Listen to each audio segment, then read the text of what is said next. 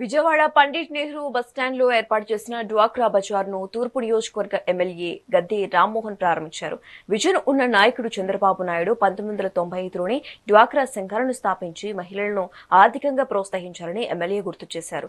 Bus stand వంటి రద్దీ ప్రదేశాలలో ఇలాంటి స్టాల్స్ ఏర్పాటు చేయడంతో మహిళా ఉత్పత్తులకు మంచి ఆదరణ లభిస్తుందని ఆశాభావం వ్యక్తం చేశారు.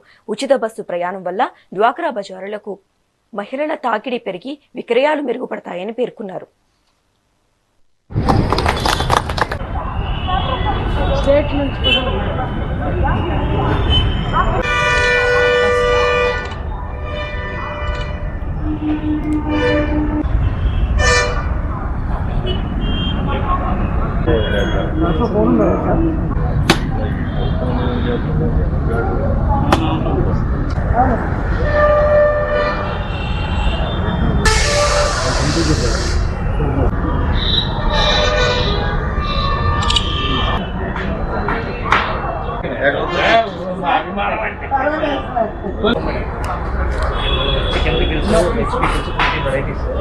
కారము మన మసాలా కారము గరం మసాలా మీరు చేస్తారా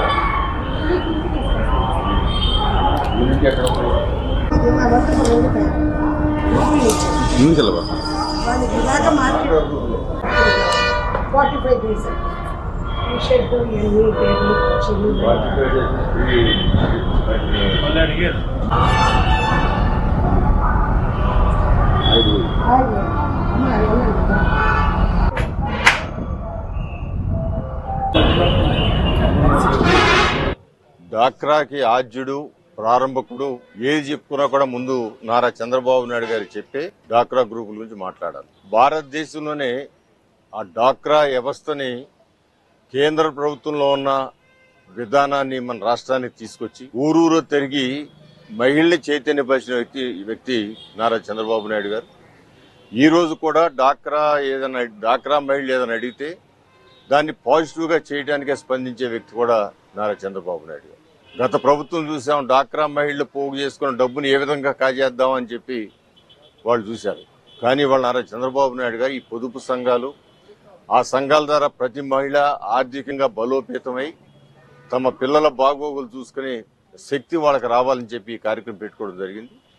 ఇక్కడ ప్రత్యేకంగా మీ పేరేంటమ్మా? దేవకీ దేవి.